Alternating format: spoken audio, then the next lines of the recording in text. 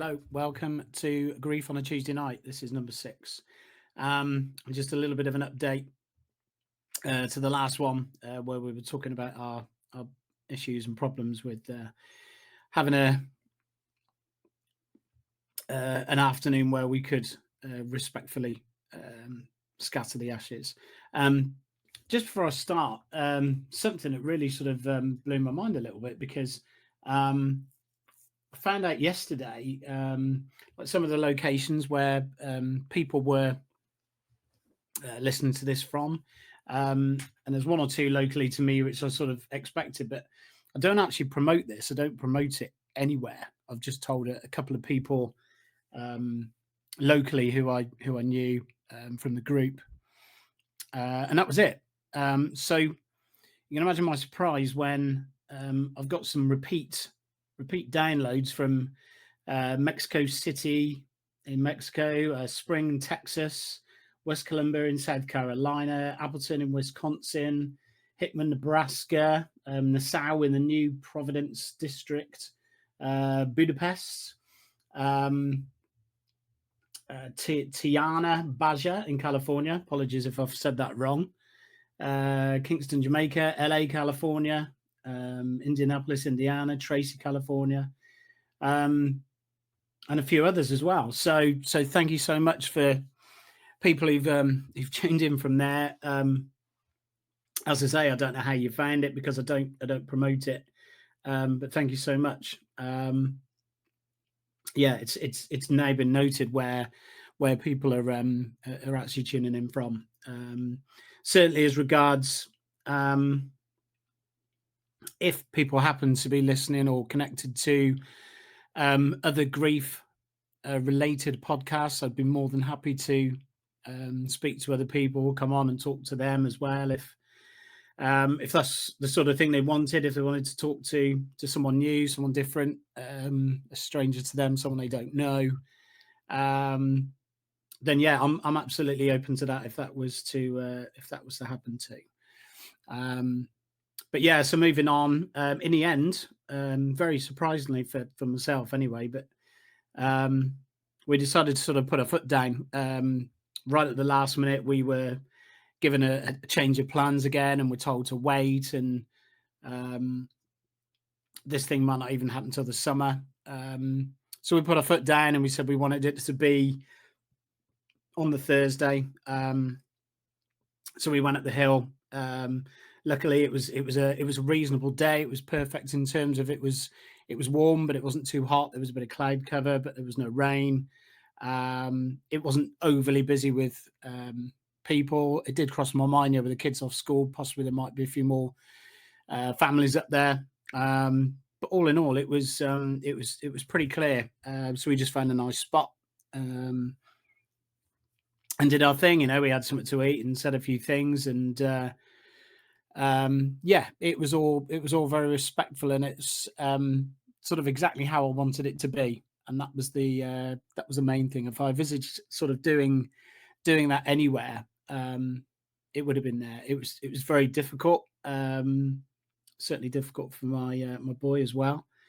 But I guess we maybe not drew a line, but there was a little bit of closure there, to the point now where we can at least move on from that part. There's going to be no forgetting of anything to do with memories of what's gone on in the past ever. But there is a line there we can sort of draw and move on from. I know that's probably not exactly the right terminology. Sometimes it's very difficult to think of the exact wording to get it right. But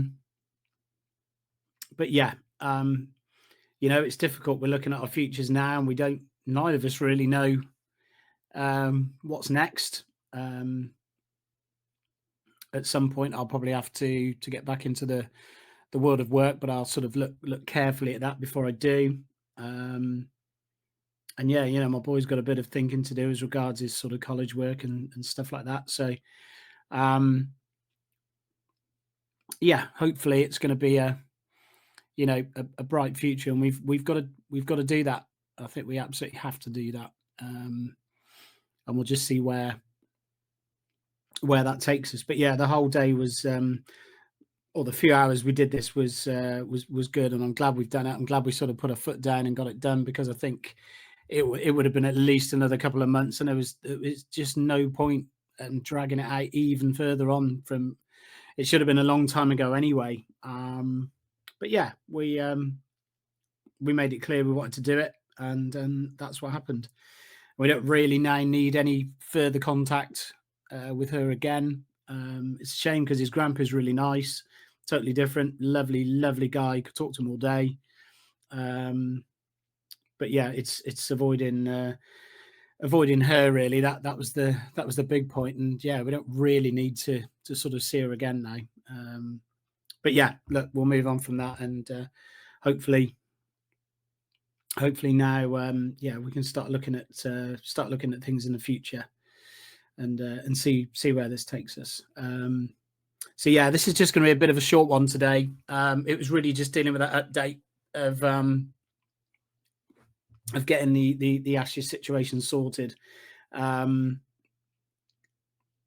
So again, yeah, thank you for everyone who's been listening. Thank you amazingly for these people in North America, and there was one in South America as well. Thank you so much.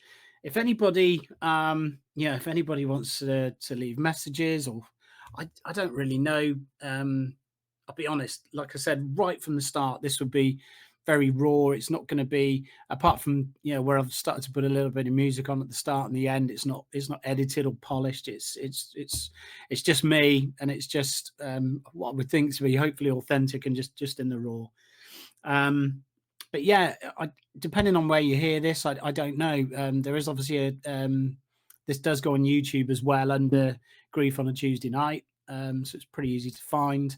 Yeah, if you wanted to leave a comment or things that have happened to you that's similar, or just get in touch, and by all means, yeah, that'd be absolutely fine, and I'd always try and respond to people. And yeah, the bigger the sort of community, the better, really, because talking about it is absolutely vital, as I've found out now. Absolutely vital, and if you can, and sometimes it really is easier to talk to people initially, especially who you don't know, rather than family who might give you a stock answer or have a certain viewpoint on the way you're thinking, and it might have they might say things to you that you're not going to agree with. Whereas when you're talking to someone you don't know, it's a lot easier, and a much more likely in the similar situation to be sort of far more empathetic with you as well.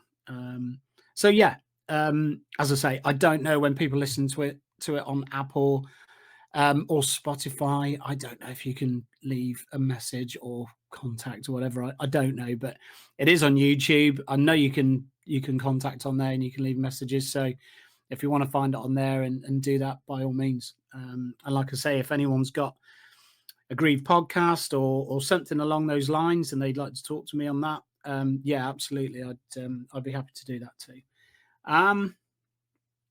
So yeah, the usual sort of music, football end to things. Well, what have we got this week? So musically, just downloaded something from Bleed from Within. I can't even say that.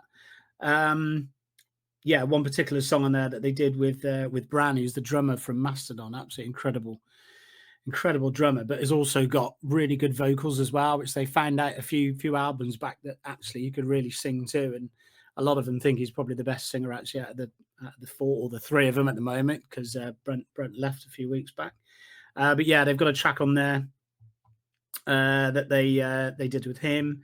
The Machine Head album's just out, so I'm just sort of getting into that. It's received, from what I can see, a lot of criticism. I sometimes look at these reviews and I do take them with a pinch of salt. It's all very subjective. People have got their own views.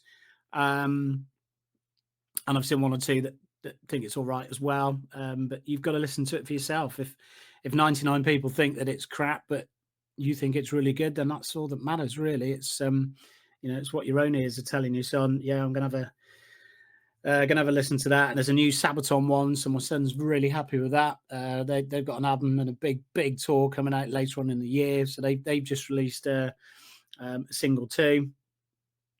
literally a few days ago. So, and football, well, last weekend was an absolute disaster zone. Unless you're a Crystal Palace fan, in which case it was fantastic.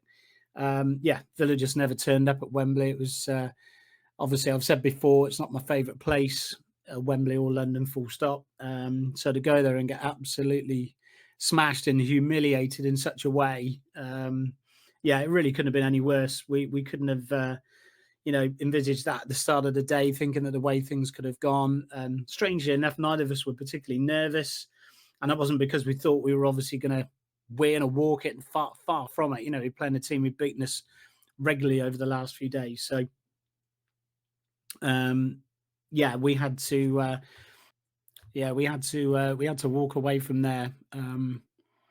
Yeah, pretty down. It was a it was a slow trip back. Although we got the train back to Harrow fairly quickly and just got out of there as quickly as we could. So yeah, it was pretty horrific. They've got Villa have got Fulham on Saturday. Who knows what sort of atmosphere that's going to be? Yeah, it's going to be a tough one. And TV wise, I got recommended watching Gangs of London. For some reason, I'd sort of wondered if it was going to be a bit like a sort of Peaky Blinders, even though I haven't seen Peaky Blinders. I know what it's about, but it wasn't. It was sort of pretty modern. There was three series of that to get through, but it's pretty good. It got a little bit complicated at times, sometimes remembering who was who and who was doing what and who betrayed who and who'd swapped sides and all this, who was dead, who was alive. But yeah, it was really good. And yeah, watched it through to the end of series 3. So yeah, would definitely recommend that one. So yeah, I'll definitely get sort of back onto another topic for next time. As I say, this was just an update to the last one, just to say that things have been finalised and sort of gone the way we wanted it to go. So yeah, I'll be back and ready for another one. Hopefully that'll be number 7. Wow, that's pretty amazing. Take care. Speak to everyone soon. All the best. Bye. 'Cause rolling changes have come your way. Don't fight it, go.